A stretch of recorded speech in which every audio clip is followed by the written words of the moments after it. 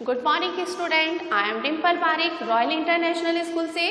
बेटा आज हम क्लास 10th का सेकेंड लेसन जो कि पहले से हमारे चल रहा है, तुलसीदास जो कि एक कवि हैं और उनके रामचरित्र मानस के बालखंड से ये जो लेसन है वह लिया गया है। इसके अंदर पहला पद अपन कंप्लीट कर चुके थे, पहला पद अपना हो चुका था। आज हम सेकंड पद के बारे में पढ़ेंगे। बेटा थोड़ी सी रूपरेखा मैं आपको बता देती हूँ। इसके अंदर अपन पढ़ रहे थे कि जब परशुराम क्रोधित होकर जनक की सभा में आते हैं तो राम के द्वारा पूछे जाने पर परशुराम जी के पूछे जाने पर राम उसका प्रत्युत्तर देते हुए कहते हैं कि धनुष जो आपका एक दास है उसने ही तोड़ा है। तो इस बात को लेकर जो परशुराम जी कहते हैं कि सेवक वह होता है जो कि क्या करता है, सेवा का कार्य किया करता है। इतने में ही बीच के अंदर ही जो लखन थे वह लखन व्यंग्यात्मक रूप से परशुराम जी का अपमान करते हैं और उन परशुराम और लखन दोनों के बीच में जो व्यंग्यात्मक संवाद होता है वह संवाद अपन पढ़ रहे थे।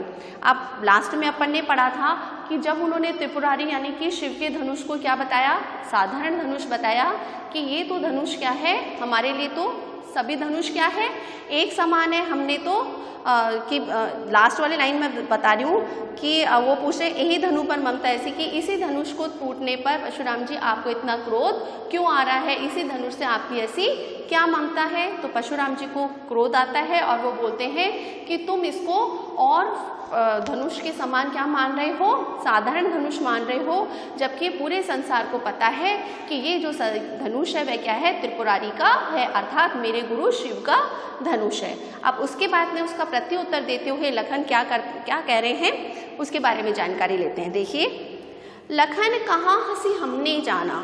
लखन कहते हैं कि हे देव ये बात तो हमने जानी ही नहीं। क्या बात नहीं जानी?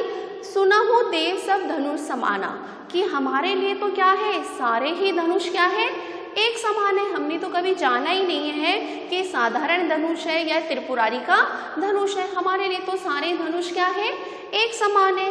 का क्षति लाभो जून धनु तोरे, कि इसके एक पुराने धनुष के टूटने पर किसको लाभ होगा, अर्थात उन्होंने त्रिपुरारी के यानी कि भगवान शिव के धनुष को क्या बता दिया, पुराना बता दिया कि एक पुराने धनुष के टूटने पर किसको हानि होगी। देखा राम नयन के भोरे, राम ने तो सिर्फ इसको क्या किया था, अपने नयनों से देखा ही था। अर्थात क्या बोल रहे हैं वो कि इस पुराने जो धनुष है, इस पुराने धनुष को टूटने से किसी को हानि होने वाली है ही नहीं, क्योंकि ये तो क्या है, पुराना और जंजर हो चुका है।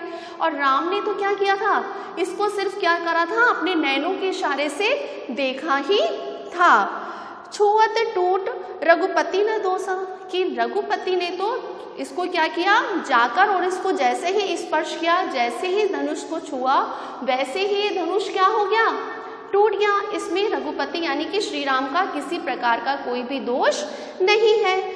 मुनि बिनु काज करिए कतरोसु, कि आप तो व्यर्थ में ही क्या कर रहे हैं, गुस्सा कर रहे हैं, आप तो व्यर्थ में ही क्या हो रहे हैं, क्रोधित हो रहे हैं। अब सोचिए, परशुराम जी के गुरु का धनुष टूट गया, राम ने उनका धनुष तोड़ दिया और इसके बाद में वह उस धनुष को जो लखन है वह क्या बता रहे हैं, पुराना बता रहे हैं। इस पुराने धनुष को टूटने से क्या लाभ। अब सोचिए, एक तो शिव का धनुष और वो भी परशुराम के गुरु शिव जो, तो उनका धनुष टूटने से वो कितने क्रोधित होंगे। तो उनको और भी उनकी क्रोध की अग्नि में वे क्या कर रहे हैं, क्या कर रहे हैं बेटा, क्रोध की अग्नि में वे उसको भड़काने का प्रयत्न कर रहे हैं। अब आगे देखिए, बोले चिते परशु की ओरा रे सर सुने स्वभाव न मोरा। अब ये बात सुनते ही जो परशुराम जी है, उन परशुराम जी को बहुत अधिक क्या आ गया, क्रोध आ गया और वे क्या बोले चितई परुष की ओरा, कि वह उन्होंने क्या करा, अपने परसे की तरफ देखा और परसे की तरफ देखकर बोले रे सठ माने कि मूर्ख किसको कह रहे हैं वो, लखन को, कि रे सर सुनिए स्वभाव न मोरा, कि तू मेरे स्वभाव से क्या नहीं है, परिचित नहीं है, कि तू मेरे स्वभाव को नहीं जानता है कि मैं कितना क्रोधी और निडर व्यक्ति हूँ, कि मैंने क्या क्या कार्य किए हैं। यानी कि वह क्या कर रहे हैं, अपनी प्रशंसा कर रहे हैं। अब बोल रहे हैं बालकों को बोले बधू नहीं तो ही, कि मैं तेरे को क्या कर रहा हूँ, बालक समझ के छोड़ रहा हूँ। कि क्या समझ रहा हूँ मैं तेरे को, नहीं तो वो राजकुमार थे ना, छोटे थे, उनके उस समय शिक्षा ग्रहण करके वो आए थे, तो वो बोलते हैं कि मैं तेरे को क्या कर रहा हूँ, बालक समझकर छोड़ रहा हूँ। केवल मुनि जड़ जान ही मोही, कि तू मेरे को क्या समझ रहा है, कि एक साधारण मुनि समझ रहा है कि मैं साधारण मुनि हूँ, जबकि मैं एक साधारण मुनि नहीं हूँ, मैं बड़ा क्रोधी और निडर हूँ। कैसे हूँ, आगे देखिए अपने बारे में प्रशंसा करते हुए, अपने बारे में बात बताते हुए परशुराम जी क्या कह रहे हैं, बाल ब्रह्मचारी अति क्रोही, कि मैं क्या हूँ, बाल ब्रह्मचारी हूँ और बड़ा ही क्रोधी हूँ।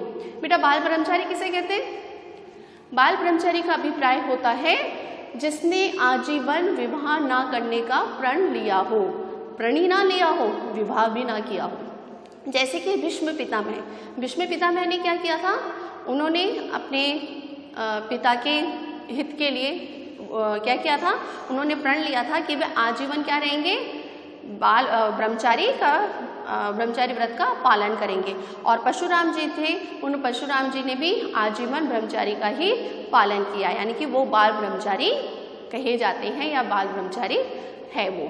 तो वो बोल रहे हैं कि मैं क्या हूँ, बाल ब्रह्मचारी हूँ और बड़ा ही क्या हूँ, क्रोधी, कि अति क्रोही यानी कि क्रोधी हूँ।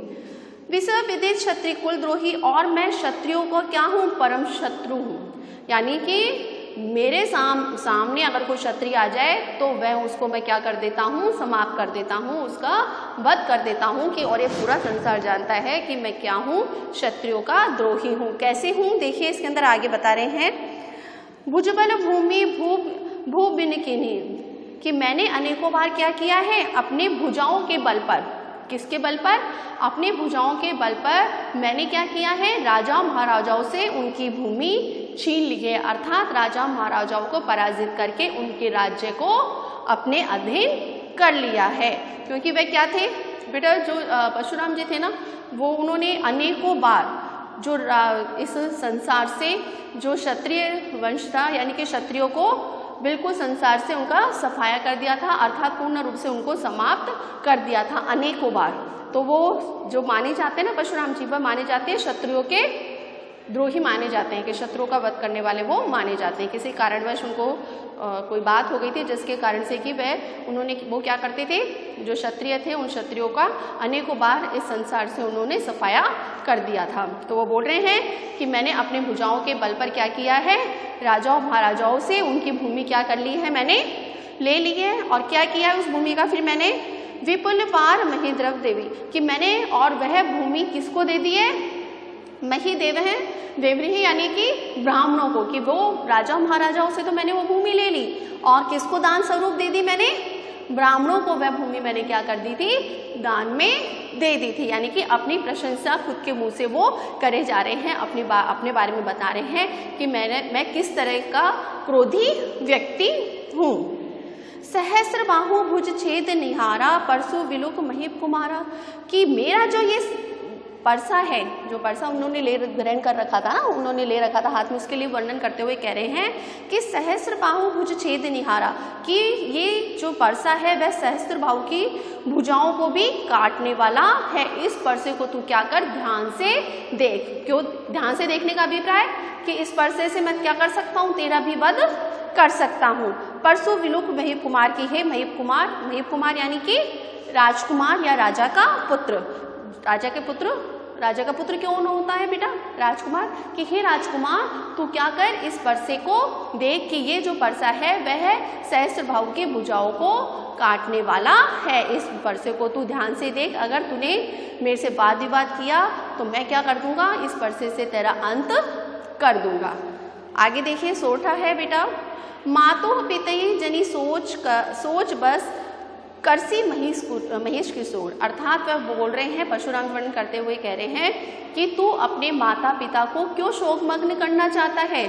शोकमग्न करना यानी कि उनको उदास करना या फिर उनको व्याकुल करना। क्यों, क्योंकि यदि तू मेरा कहना नहीं मानेगा, तू मेरे से वाद विवाद करेगा तो मैं क्या कर दूंगा, तेरा वध कर दूंगा। और तेरा वध होने से तेरे माता पिता क्या हो जाएंगे, शोकमग्न हो जाएंगे, दुखी हो जाएंगे। तो तू उनको दुखी करना क्यों चाहता है, महेश कुमार यानी कि राजकुमार।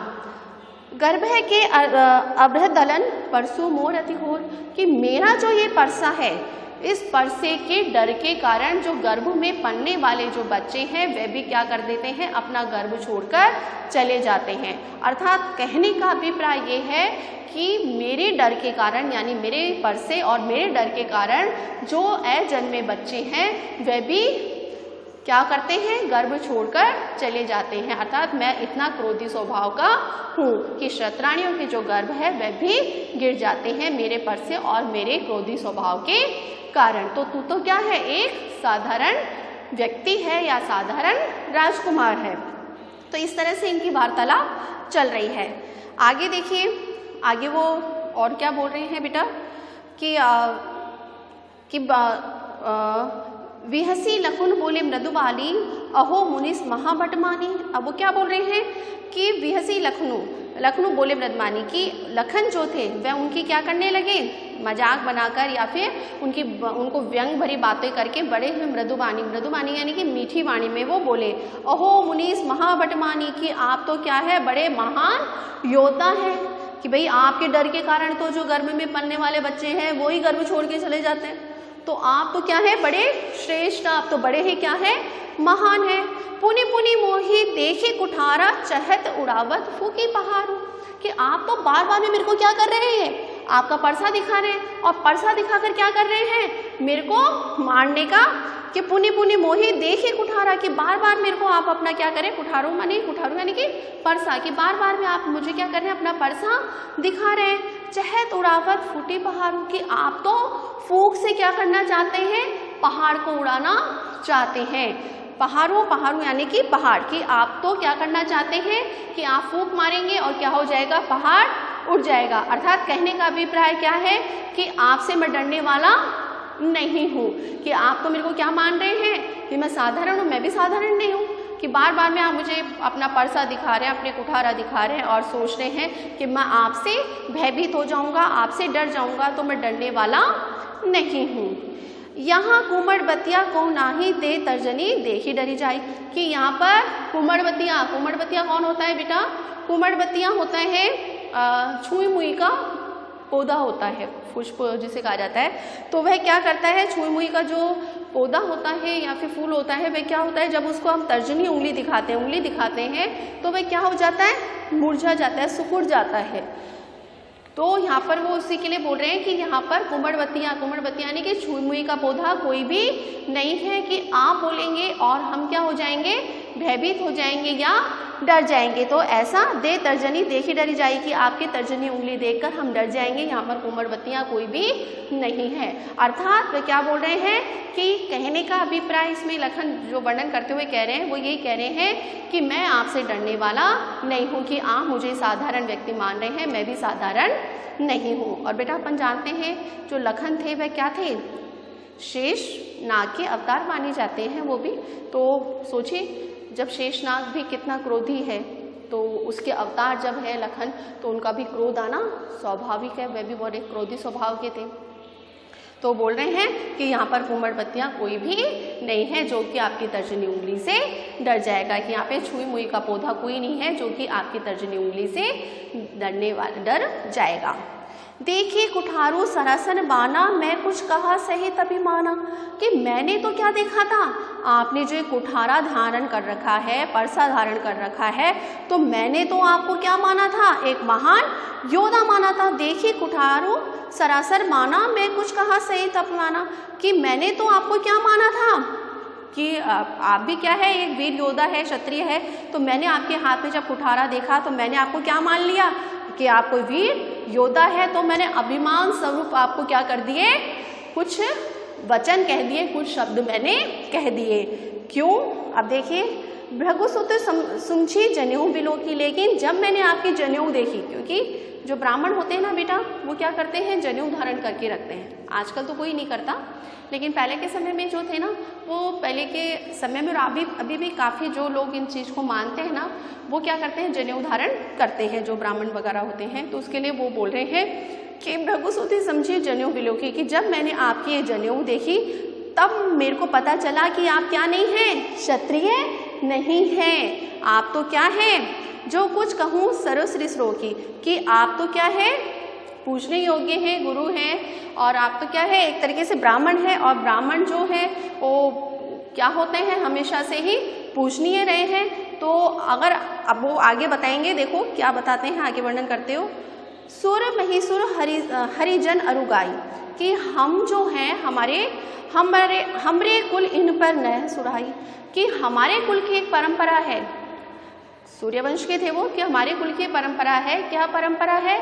कि भाई हमारे कुल के अंदर सुर यानी कि देवता, महिसुर यानी कि ब्राह्मण, हरिजन यानी कि जो कि ईश्वर की आराधना करने वाला हो, यानी कि भक्त या सेवक, अरुगाई, और गाय माने कि गाय, इन पर हम क्या नहीं करते? हमरे कुल इन पर न सुराई, कि इन पर हम शस्त्रों का प्रयोग नहीं करते, या फिर इनको हम क्षत्रिय हैं, और क्षत्रियों का तो कार्य क्या है? इनकी रक्षा करना होता है। हरिजन की यानी कि भक्त की, ब्राह्मण की, गाय की, इन सब की रक्षा करना होता है। तो हमारे कुल की जो मर्यादा है वह क्या है? कि हमारे कुल के अंदर कभी भी सुर यानी कि देवता, महिसुर यानी कि ब्राह्मण, हरिजन यानी कि हरि का, ईश्वर का भक्त, और अरु यानी गाय माने कि गाय, कि इन पर हम अपना शस्त्र नहीं उठाते हैं। क्यों नहीं उठाते? उसका रीजन है। क्या रीजन है? देखो, बदे पापो अपकीर्ति हारे, मारू हुई पा परी तुम्हारे, कि इनको मारने से क्या होता है? अपकीर्ति होती है। अपकीर्ति यानी कि हमारी क्या होगी? लोग हमारी क्या करेंगे? निंदा करेंगे, हमारी आलोचना करेंगे। क्यों? क्योंकि हम क्षत्रिय हैं, और हमारा कार्य क्या है? ब्राह्मणों की रक्षा करना, और आप तो क्या है? ब्राह्मण हैं। तो मैंने आपको क्षत्रिय मान लिया था कि आपके कुठार और इस सारे ये देखकर कि मैंने मान लिया था आप क्षत्रिय हैं, इसलिए मैंने अभिमान पूर्वक कुछ वाक्य कह दिए थे। लेकिन अब मेरे को पता चल गया कि आप क्षत्रिय कुल के नहीं हैं, आप क्या है?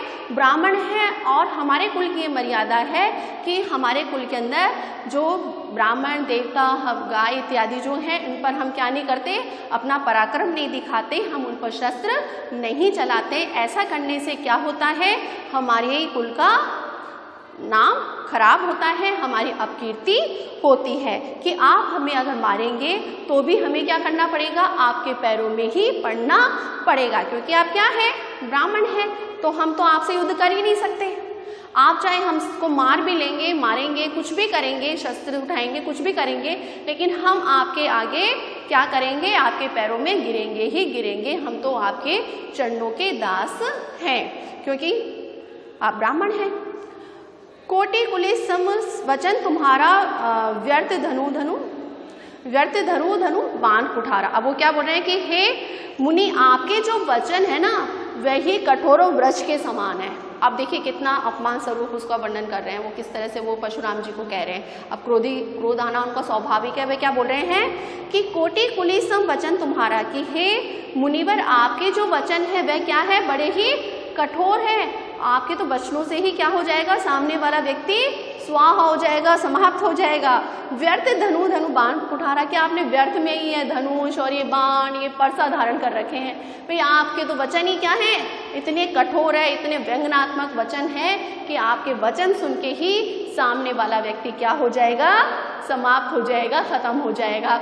तो आपने व्यर्थ में इन सारी चीजों को धारण कर रखा है कि आपको किसी को मारना हो ना तो अपने वचन ही बोल दो, अपनी बातें ही बोल दो, जिससे ही सामने वाला व्यक्ति क्या हो जाएगा? समाप्त हो जाएगा। आपको परसा, कुठारा, धनुष, बाण इत्यादि रखने की आवश्यकता है ही नहीं। अब देखिए कितना बड़ा अपमान कर रहे हैं वो उनका। अब ये बात सुन के परशुराम जी को क्रोध आना स्वाभाविक है। अब देखिए वो क्या बोलते हैं, जो विलोकी अनुचित कहूँ छमुक महामुनि धीर, सुनी रसोस भ्रग बस मुनि बोले गिरा गंभीर। अब उसके बाद में उन्होंने क्या बोला कि मैंने आपके वेश को देखकर जो अनुचित कह दिया है उसके लिए मैं आपसे क्या मांगना चाहता हूँ? क्षमा मांगना चाहता हूँ। आप मेरे को क्या कर दीजिए? क्षमा कर दीजिए। छमुक महामुनि धीर की, आप तो क्या है?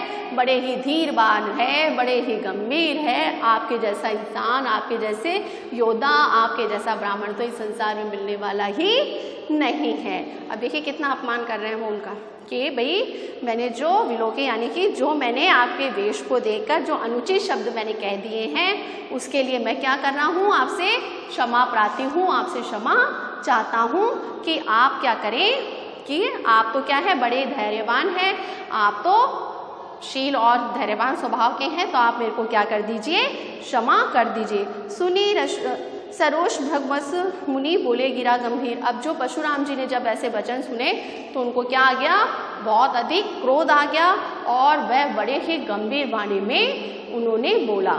बस बेटा इतना ही अपन पढ़ेंगे आज। अपन ने 2 पैराग्राफ आज कंप्लीट कर लिए हैं। फर्स्ट पैराग्राफ आपका पहले कंप्लीट हो चुका है, सेकंड और थर्ड पैराग्राफ मैंने आज कंप्लीट करा दिया है। आपको समझ में आ गया होगा आई होप। दोबारा से मुझे नहीं लगता आपको समझाने की ज़रूरत है, क्योंकि अपना वीडियो काफ़ी लंबा हो चुका है। बेटा जिसके पास में बुक्स वगैरह नहीं हैं वो स्कूल में आके अपनी बुक्स अपनी नोटबुक खरीद सकते हैं। आपका स्कूल खुला है तो, और नोटबुक जिसके पास में नहीं है वो भी ले ले। अब बेटा आपको होमवर्क की तरफ चलते हैं। होमवर्क आपको क्या करना है बेटा आपको ये शब्दार्थ है, शब्दार्थ भी आपको जैसे नोटबुक्स में दे रखे हैं ना आपके बुक्स वगैरह में, तो आपको शब्दार्थ भी लिखने हैं।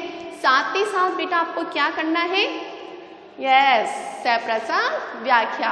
आपके 1 पद पहले हो चुका, 2 पद अभी कंप्लीट हो चुके, तो आपको तीनों पदों की सप्रसंग क्या करनी है, व्याख्याएं करनी है। पहले प्रसंग लिखना है और फिर उसके बाद में उसकी व्याख्या करनी है। ओके बेटा, कल फिर मिलते हैं अपन। Good day, goodbye, take care.